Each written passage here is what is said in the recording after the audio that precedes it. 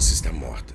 A criança está morta. O Robert Thorne ouve seguidas vezes essa voz dizer na mente dele, enquanto ele atravessa Roma em direção ao hospital. Ele é um diplomata americano trabalhando na cidade, com ligações muito próximas ao presidente dos Estados Unidos. E a esposa dele, a Catherine, acabou de dar à luz um menino que, infelizmente, não resistiu ao parto. O capelão do hospital, então, o padre Spileto, convence o Robert a trocar os bebês, adotando secretamente essa outra criança cuja mãe teria morrido, acabado de morrer no parto, ali mesmo, naquele hospital. Ela não tem parente, essa mãe. O bebê até se parece. O padre Spileto insiste pro Robert com o filho morto do casal, mas o Robert não deve contar para Catherine que a criança não é deles. Nem deve jamais contar para ninguém, aliás. E eles batizam o bebê de Damien. Alguns poucos anos se passam e o Robert é nomeado embaixador no Reino Unido. A família se muda para Londres. E é nesse ponto que fenômenos estranhíssimos, sinistros, começam a atormentar os Thorne. Um Rottweiler ameaçador aparece do nada na casa no dia do 5º aniversário do menino. Nesse mesmo dia, logo depois de ver o cachorro, a babá de Damien se enforca à vista de todos, dizendo claramente que tudo isso é para você. É por você, Damien. Uma nova babá, a senhora Baylock, surge tão do nada quanto o terrível Rottweiler.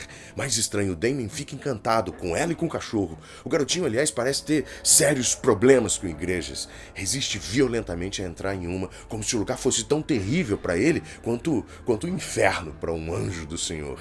Em outra cena, os animais de um parque de safari entram em pânico com a presença do menino. Babuínos enlouquecem e atacam o carro em que a Catherine e ele estão.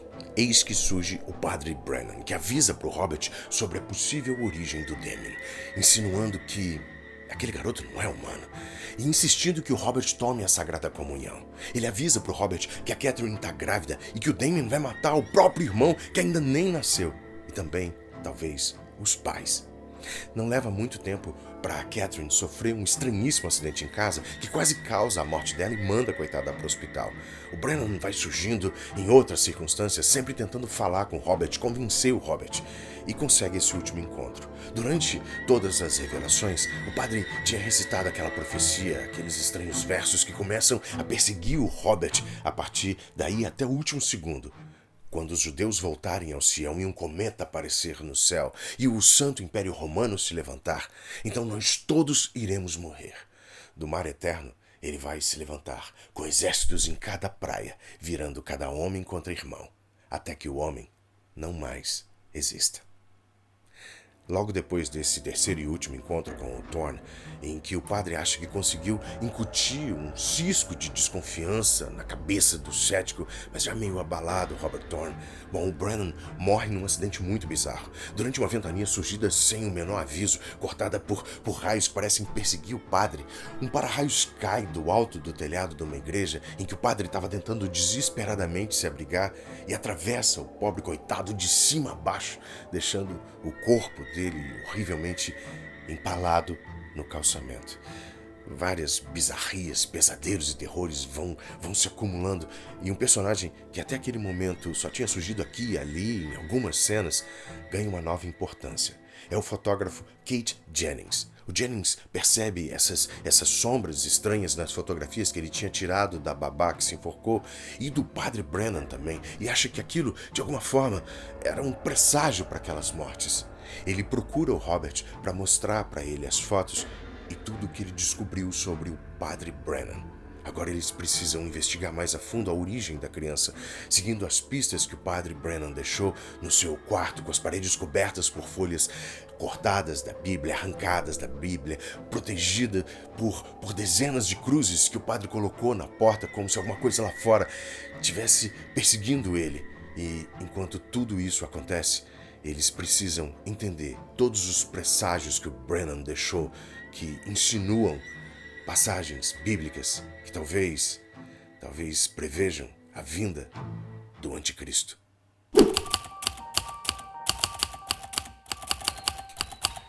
Antes de a gente seguir adiante, criança, eu preciso te avisar. Se você nunca assistiu a esse filme ou leu ao livro A Profecia, a gente vai tratar de alguns spoilers aqui. Nesse vídeo que volta àquela minha série de filmes que foram a base para a formação do escritor em que eu me tornei. Pois A Profecia, de 1976, é um dos melhores de todos os tempos e um dos melhores livros também. Eu, particularmente, especialmente, tive muitos pesadelos quando eu li esse livro e depois de algum tempo assisti ao filme. Eu fiquei traumatizando possibilidades da existência de um Damien no mundo a cada instante, imaginando que talvez fosse saudável sair por aí procurando garotos que pudessem ter a marca da besta escondida debaixo dos cabelos. Bom, de enquadramentos de cena, os olhares e sorrisos sinistros do menino Damien, a sensação que a gente tem no filme é que o mal tá ali ao redor daquela criança. Esse mal com letra maiúscula e que emana todo tipo de medo, o pior tipo de medo que se pode experimentar se você nasceu no Ocidente e foi bombardeado desde criança com noções de céu, inferno, satanismo, apocalipse, o supremo ser abissal subindo para dominar o mundo. Um mundo que, ao longo do tempo, vai abandonando Deus em detrimento do poder, das coisas mundanas, das decisões puramente materialistas, preparando a chegada de um anticristo com a disseminação de guerras, ganância, todo tipo de desumanidade que a gente está acostumado a ver nos noticiários. Eu estou falando Eu tô falando daquela sensação que os personagens do filme experimentam e que o elenco maravilhoso de A Profecia transmite para nós, aqui desse lado da tela, a de que existe algo de muito errado com Damien. Errado no sentido demoníaco mesmo, satânico, perverso, pontuado pela música poderosíssima do Jerry Goldsmith. Isso fica impregnado no filme, no desenrolar da história, e te acompanha até depois que tudo termina, segue com você mesmo depois que os créditos sobem e continuam com você por muito tempo. É o tipo de filme que deixa você pensando e com medo durante muito tempo. Era o sexto mês, o sexto dia, a sexta hora. Essa é uma frase que me fez gelar o sangue quando eu li a novelização do David Seltzer para o roteiro original que ele mesmo tinha escrito, baseado numa ideia que o produtor Harvey Bernard rabiscou em só 10 páginas. O Harvey pensou em fazer um filme sobre o anticristo.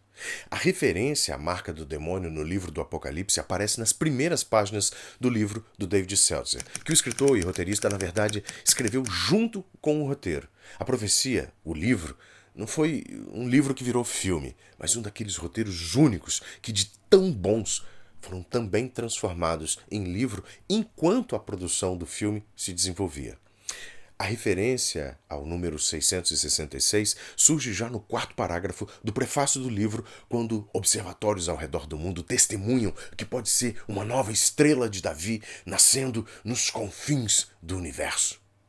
Bom, por alguma razão, mesmo depois de ler o livro, eu evitei por um tempo, alguns meses, a assistir ao filme.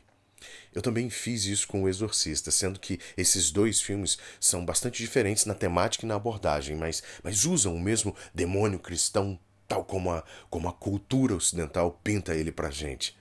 Quando eu finalmente tomei coragem de assistir A Profecia, o filme, numa tarde com a janela do apartamento aberta, lá pelos meus 15 ou 16 anos, eu ainda achava que, sei lá, talvez ainda não fosse a hora de encarar os meus próprios medos. É claro que eu já tinha maturidade para entender que aquilo era ficção, mas saber e sentir são coisas diferentes, criança. Eu tive medo mesmo, desse filme, mesmo já conhecendo a história, já tendo lido o livro. Não receio, aquele tipo de receio maravilhado que eu tinha com os filmes do Christopher Lee, ou mesmo com A Sentinela dos Malditos, que é uma cópia mais baratinha de A Profecia, que eu já fiz um vídeo aqui no canal. Eu tô falando de medo, de verdade. Como eu disse, a história começa com Robert Thorne, que no livro se chama Jeremy, mas eu entendo que Robert é um nome muito mais à altura de Gregory Peck, que interpreta o personagem, bem mais à altura de um diplomata. Bom, o Robert descobre que o filho que ele esperava com a esposa dele, a Catherine, nasceu morto. No livro, a gente fica sabendo que aquela era a terceira tentativa da Catherine de engravidar. Ela tinha, infelizmente, perdido os outros dois. O Robert, então, recebe essa proposta do religioso de aceitar uma criança cuja mãe morreu no parto, para criar essa criança como se fosse o filho deles. O Robert não quer que a sua esposa sofra, então ele aceita. 5 anos se passam e o pequeno Damien, Um nome tão bem escolhido que várias pessoas ao redor do mundo acreditavam de verdade que era a alcunha bíblica do anticristo, como se esse nome tivesse mesmo escrito na Bíblia.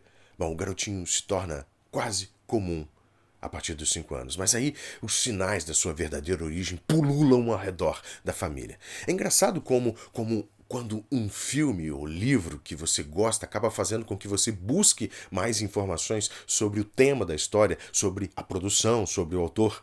Mas com a profecia a coisa funcionou ao inverso comigo. Quando eu terminei o livro, lá pelos meus 16 anos, eu não queria saber de absolutamente nada daquilo.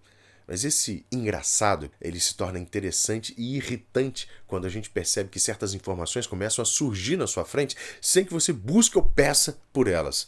É como quando alguém lhe diz: não pense num copo d'água. Eu tenho certeza que você acabou de imaginar um copo d'água agora, pois várias informações inúteis de The Omen, que é o título original de A Profecia, começaram a saltar na minha mente, na minha frente, para alimentar esse medo idiota do garoto encolhido debaixo dos cobertores numa noite quente, suando que nem um diabo no caldeirão.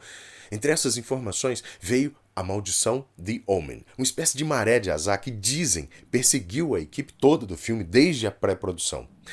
Pouco depois de aceitar o papel para o filme, o filho do Gregory Peck cometeu suicídio atirando contra si mesmo aos 30 anos de idade.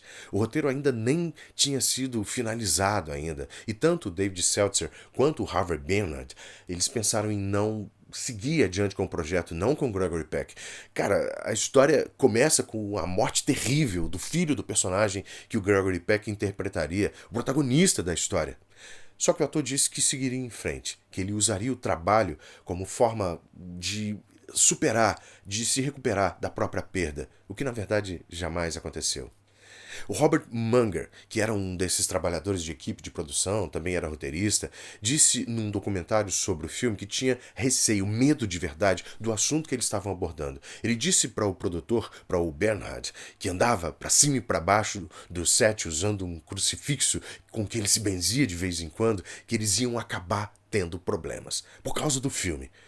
E de fato chegou a dizer para o chefe alguma coisa do tipo: o diabo se gaba de permanecer invisível, de agir sem ser notado, e nós estamos esfregando na cara de todo mundo a maneira como ele age. Se você somar os grandes e os pequenos acidentes que vieram depois disso, talvez você dê uma certa razão para o Munger. Dizem que o avião que o Gregory Peck usou para viajar para o local das filmagens, lá em Londres, foi atingido por um raio, quase caiu. Teve uma outra oportunidade em que o ator acabou desistindo de uma viagem que ele ia fazer para Israel e o avião que ele ia usar nesse voo foi fretado por alguns executivos japoneses. Esse avião caiu, morreu todo mundo. Também dizem que um dos adestradores dos babuínos, na cena em que a Catherine leva o Damien ao zoológico, teria morrido no dia seguinte à gravação da cena, atacado pelos animais. Ou talvez tenha sido um tratador do zoológico, um outro qualquer que pode ou não ter estado no dia das gravações, das filmagens, e ele acabou morto por um tigre. No dia seguinte ou dias depois, não sei. Esses boatos nunca são precisos. Assim como aquele de o exército revolucionário irlandês ter colocado uma bomba no hotel em que o Richard Donner estava se hospedando. E ou num restaurante em que a equipe ia fazer uma refeição. Que um dos Rottweilers usados na cena em que o Robert e o Jennings vão ao cemitério em que a suposta mãe original do Damon está enterrada, atacaram um dublê do Gregory Peck e o sujeito teve que ser hospitalizado e alegou depois que não entendia o que tinha acontecido. O cachorro, o mesmo usado nas cenas com o Damon, sempre foi muito dócil, sempre muito obediente, mas naquele dia, do nada. Entre outras coisas sinistras, nunca conferidas, essas histórias renderam ao filme um irrefreável marketing boca a boca muito sinistro. O mesmo tipo de propaganda que já tinha sido usada para elevar a bilheteria de O Exorcista antes. Uma falação meio maldita, meio satânica, que seria repetida anos depois também com Poltergeist, do Tobe Hooper. Sabe, criança, quando você recebe notícias desse tipo, paranoias sobre maldições em um filme que já te deixou com medo só por causa da história dele. E mais, quando você é um adolescente meio assustadiço, essas notícias e elucubrações, elas se tornam reais na sua cabeça, no estado em que elas chegam até você. A gente passa até a se questionar se o simples fato de ter assistido ao filme já teria trazido para você um pedaço daquela maldição demoníaca. Maldição furada, no final das contas. Porque se um dos efeitos do azar do filme foi entregar ao Richard Donner a cadeira de diretor de Superman 2 anos depois, então alguma coisa está meio desvirtuada nessa profecia do mal. E foi exatamente isso que aconteceu. A competência em dirigir a profecia foi um dos principais motivos pelos quais os produtores de Superman, o filme de 1978, escolheram o Donner para o trabalho de transformar o Christopher Reeve no Super-Homem. E já que nós falamos na competência do Richard Donner, a gente precisa reconhecer a sutileza que o diretor imprime, até certo ponto, ao filme. O Donner queria sim sugerir que o Damien pudesse ser o filho do demônio, mas incutindo na mente da plateia que talvez fosse tudo coincidência, que a gente estava diante de uma família em crise, uma esposa com problemas psicológicos. As mortes ao redor do menino nunca são ligadas diretamente a ele. Bom, talvez o acidente da mãe dele numa das sacadas da luxuosíssima casa em que eles passam a viver em Londres. E se a gente trouxer a maioria dos acontecimentos à luz da razão, a gente vai ter que admitir que talvez, assim como o nosso cérebro força a barra para fazer com que a gente note com mais atenção coisas cotidianas de um assunto que a gente acabou de ler, ouvir, ver, toda essa explicação sobrenatural, bom, isso pode ser sim forçação de barra. Mas é claro que não é. O garoto grita e esperneia e parece sofrer quando os pais tentam empurrar ele para dentro daquela igreja no casamento. Os sinais nas fotos do fotógrafo Kate Jennings, interpretado pelo ator David Warner, que protagoniza aqui uma das decapitações mais famosas do cinema. Dizem por aí que ele levou a cabeça do manequim que foi arrancada naquela cena, levou para casa e que perdeu essa mesma cabeça para a ex-mulher dele quando eles se divorciaram. Isso sim é digno de ser anotado na maldição The Omen. Bom, as fotos que o Jennings bate de certos personagens antecedem mesmo as mortes deles. A forma como eles vão morrer. A da babá, a do Padre Bran, a dele próprio. As consequências e os sinais vão se somando e a conclusão é óbvia. Fica mais óbvia a cada cena em que a nova sinistra babá do moleque surge, assumindo aquela postura anti-Mary Poppins que, cara, dá arrepio na gente. No final original, pensado pelo roteirista e escritor David Seltzer, o Robert Thorne conseguia matar o anticristo no altar da igreja. Morria também o Robert Thorne, encerrando a história da família Thorne. Mas o medo da censura, cara, eles estavam tentando matar uma criança de 5 anos usando não uma, mas 7 adagas num altar de uma igreja. Não ia pegar nada bem.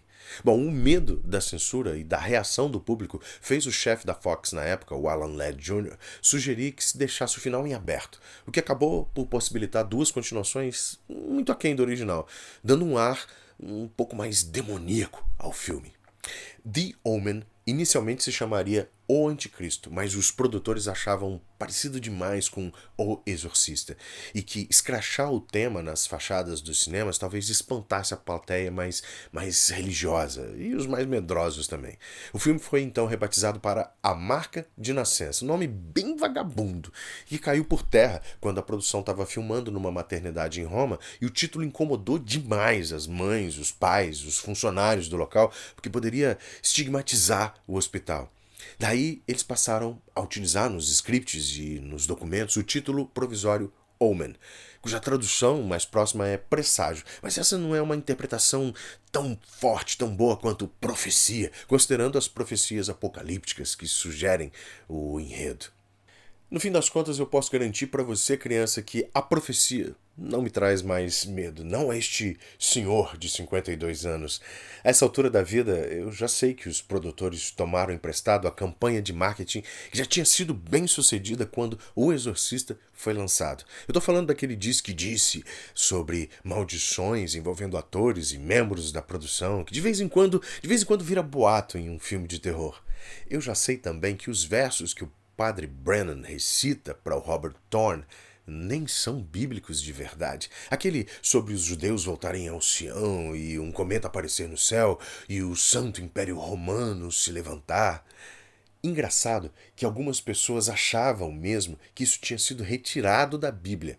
O Estado de Israel tinha sido criado em 1948. O mundo vivia em conflitos violentos, metido na Guerra Fria, violência, drogas, corrupção se alastrando num mundo que parecia abandonar Deus como uma invenção fictícia.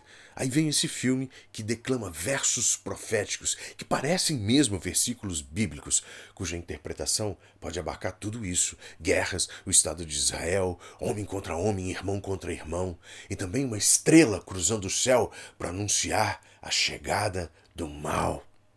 As pessoas começaram a procurar no Apocalipse aquele texto, tentando antecipar um cometa que pudesse simbolizar a vinda do anticristo. Mas esses versos foram inventados pelo David Seltzer, o roteirista, e que inclusive deu entrevistas, várias entrevistas, confirmando que só escreveu aquele roteiro porque, cara, ele estava meio quebrado, estava sem grana, precisava de dinheiro. E que ainda fica espantado com tanta gente que acredita naquelas idiotices que ele inventou. Algumas pessoas até atestavam que os versículos estavam mesmo no texto sagrado. Olha que loucura, gente. Tanto quanto um garoto de 16 anos morrendo de medo de um filme ou de um livro. Sim, nós temos duas continuações desse filme que não são exatamente boas, mas se você é do tipo que gosta de fechar as histórias que assiste ou lê, bom, os filmes estão aí. E a gente teve uma refilmagem em 2006, mas esse é um filme meio pasteurizado. A primeira vez que eu assisti eu até dormi em algumas partes. É claro que a gente tem também o recente The First Omen, agora de 2024, que conta os eventos ocorridos antes do que acontece em A Profecia, trazendo de volta o Padre Brennan na sua busca pelo anticristo, e que tem até a Sônia Braga no elenco. Me conta aí se você gostaria de um vídeo sobre esses derivados de A Profecia. Escreve aqui embaixo nos comentários e já aproveita para seguir o canal e curtir esse vídeo aqui. Isso ajuda ao YouTube a identificar o perfil de pessoas que gostam desse tipo de vídeo e passa a recomendar o canal para essas pessoas. Enquanto isso, bom, acho que eu vou parar por aqui porque o sol quente da tarde já está indo embora, já se foi até. É melhor subir correndo para debaixo do cobertor e me cobrir até a cabeça. Eu só espero. Eu só espero não sonhar com aquele garotinho no enterro do pai, olhando para trás e sorrindo. Sorrindo daquele jeito.